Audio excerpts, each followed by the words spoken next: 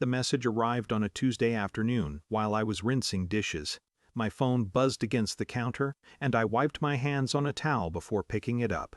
The name on the screen made me pause in that familiar way, not fear exactly, but the kind of hesitation you feel when an old door creaks open somewhere behind you. It was my mother. The message was cheerful. "Your father and I are planning a trip to see you soon. We'll be bringing a surprise, too. We think you'll really like it." I read it twice, then a third time. The strange thing wasn't the words, it was the tone. My parents had never been cheerful with me, not in the way people usually mean it. Cheerfulness implied warmth, curiosity, some kind of interest in the other person. With them, conversation had always been transactional. Efficient, like someone checking items off a list. So I stood there in the kitchen with water still running in the sink and felt that quiet recognition settle in. They wanted something. They always did. I dried my hands slowly and sat at the small table near the window. Outside, the parking lot of my apartment complex looked exactly the way it always did. A few cars, a stray grocery cart someone had abandoned near the curb, the long orange stretch of late afternoon light. 2 years earlier, I had moved here without telling them the exact address. Most people assumed the move was about work. A better job, a change of scenery, the usual explanations that make people nod and stop asking questions. The truth was simpler. Distance was the first quiet boundary I had ever managed to build. Another message came while I was still staring at the first. "We're thinking sometime next month. Your dad already started looking at flights." Already planning. That part didn't surprise me either. My parents had always treated decisions like announcements, something that happened to you rather than with you. I leaned back in the chair and let my mind wander somewhere it usually avoided. Not big memories, nothing dramatic, just the small things that stacked up over time. Being the last person spoken to at dinner, report cards left on the table without comment, phone calls that only happened when they needed help moving furniture, filling out paperwork, lending money, explaining something technical. Even as a kid, I understood the rhythm of it. Contact meant utility. If I was useful, I was included. If not, I was mostly background. The word surprise sat on the screen like a question mark. I tried to imagine what kind of surprise my parents would bring across state lines. A gift? Unlikely. A reconciliation? Even less likely. The phone buzzed again. "You'll be excited when you hear what it is." That sentence made me smile a little, though not for the reason they probably expected. Excitement had never been part of my relationship with them. Anticipation, maybe. Usually the cautious kind. But not excitement.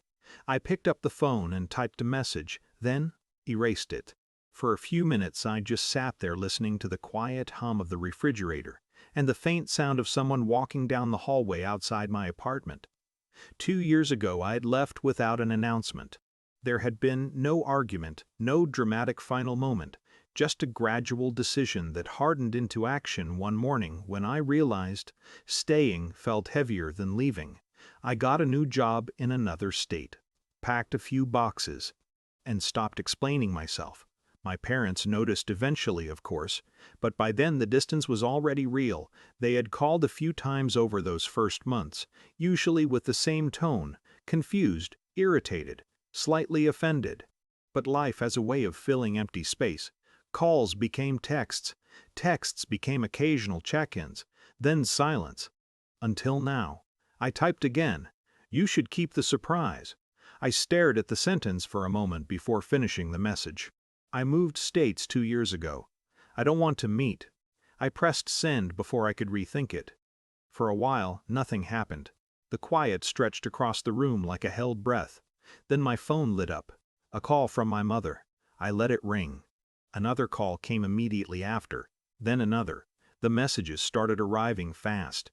"What do you mean you moved? Where are you? Why didn't you tell us?" I turned the phone face down on the table and poured myself a glass of water. For years I had imagined what confrontation with them might look like, some dramatic explanation where I would list every small wound and watch them finally understand. But sitting there now, I realized something strange. I didn't actually want that conversation. Understanding wasn't necessary anymore. The phone buzzed again. I flipped it over. A new message had arrived from my father. The tone was different, less confused, more practical. "We were going to talk to you about something important." That was the surprise. A few seconds later, another message appeared. "We're looking at buying a property and wanted you to co-sign the loan. It would be good for the family." I read it once, then again, and suddenly the entire situation made perfect sense. The cheerful tone, the sudden interest in visiting, the carefully packaged surprise. For a moment I felt the old instinct rising in my chest, the familiar urge to justify myself, to explain why this request felt unfair after years of distance. But the feeling faded almost immediately, because the truth was painfully simple. Nothing about them had changed. The phone buzzed again. "After everything we've done for you, you can at least talk to us." That sentence looked strangely small on the screen. Not threatening, not powerful, just familiar. I typed one final message. It took longer than the first, but not by much. I moved away because I needed distance. That wasn't temporary. I paused. Outside, a car door slammed somewhere in the parking lot. Then I finished. "I wish you well, but I won't be part of your plans. Please don't contact me again." I sent it before hesitation could creep in. The phone rang almost instantly. I watched it vibrate across the table.